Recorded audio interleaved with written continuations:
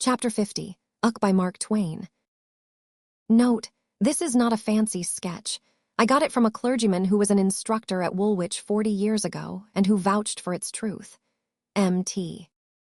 It was at a banquet in London in honor of one of the 2 or 3 conspicuously illustrious English military names of this generation. For reasons which will presently appear, I will withhold his real name and titles, and call him Lieutenant General Lord Arthur Scoresby, V.C., K.C.B., etc., etc., etc. What a fascination there is in a renowned name.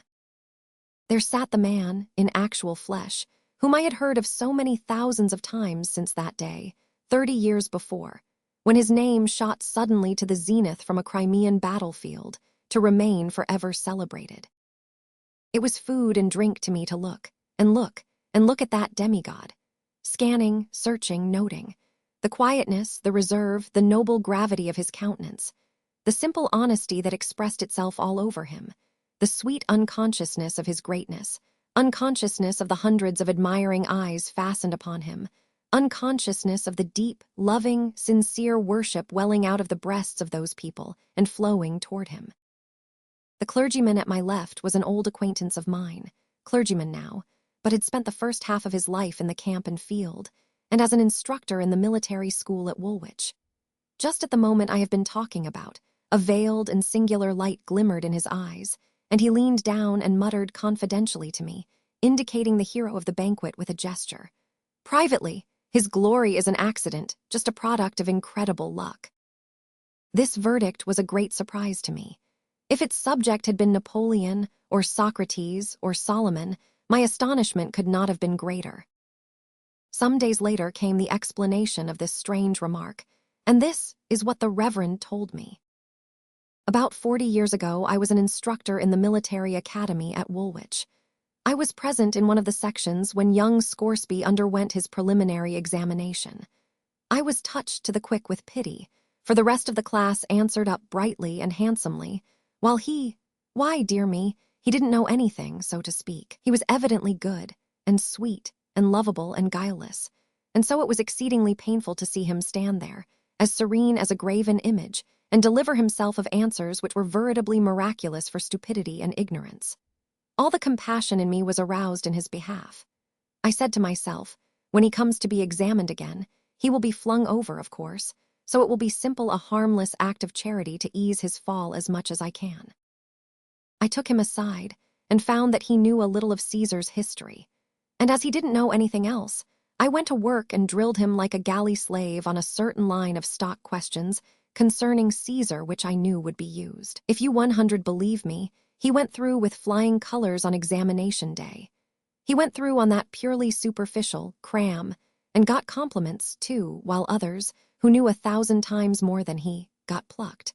By some strangely lucky accident, an accident not likely to happen twice in a century, he was asked no question outside of the narrow limits of his drill. It was stupefying. Well, although through his course I stood by him, with something of the sentiment which a mother feels for a crippled child, and he always saved himself, just by miracle, apparently.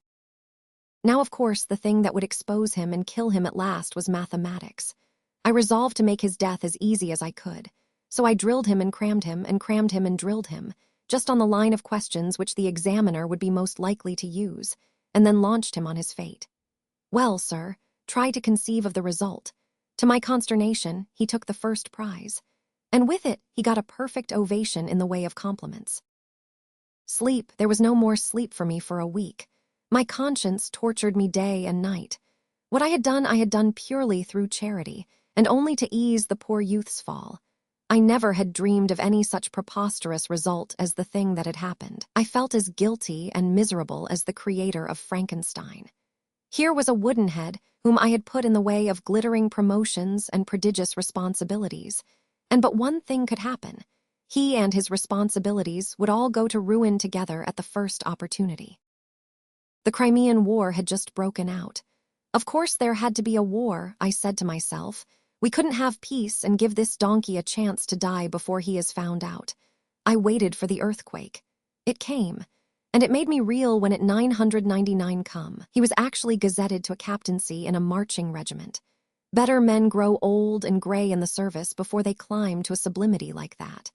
And who could ever have foreseen that they would go and put such a load of responsibility on such green and inadequate shoulders?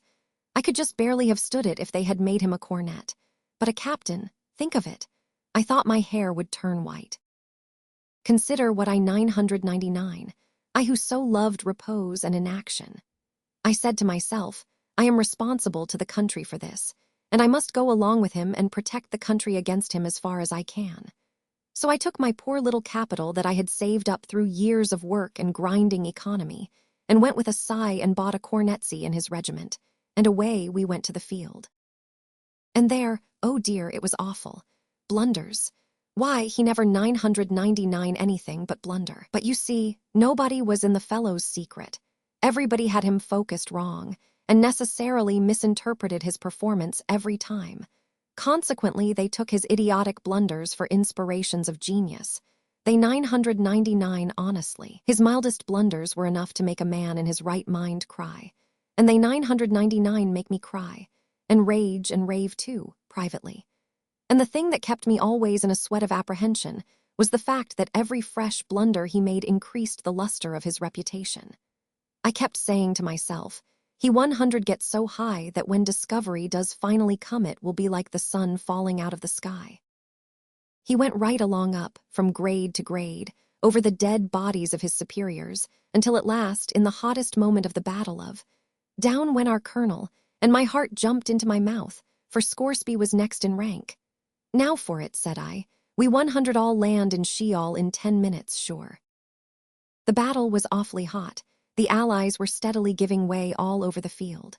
Our regiment occupied a position that was vital. A blunder now must be destruction. At this critical moment, what does this immortal fool do but detach the regiment from its place and order a charge over a neighboring hill where there wasn't a suggestion of an enemy? There you go, I said to myself. This is the end at last. And away we 999 go, and were over the shoulder of the hill before the insane movement could be discovered and stopped. And what 999 we find? An entire and unsuspected Russian army in reserve. And what happened? We were eaten up. That is necessarily what would have happened in 99 cases out of 100. But no, those Russians argued that no single regiment would come browsing around there at such a time. It must be the entire English army, and that the sly Russian game was detected and blocked. So they turned tail, and away they went, pell-mell, over the hill and down into the field, in wild confusion, and we after them. They themselves broke the solid Russia center in the field, and tore through, and in no time there was the most tremendous rout you ever saw, and the defeat of the Allies was turned into a sweeping and splendid victory.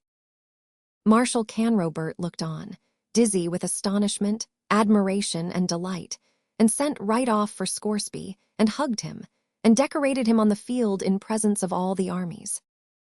And what was Scoresby's blunder that time? Merely the mistaking his right hand for his left. That was all. An order had come to him to fall back and support our right, and instead he fell forward and went over the hill to the left. But the name he won that day as a marvelous military genius filled the world with his glory, and that glory will never fade while history books last. He is just as good and sweet and lovable and unpretending as a man can be, but he doesn't know enough to come in when it rains. He has been pursued, day by day and year by year, by a most phenomenal and astonishing luckiness. He has been a shining soldier in all our wars for half a generation.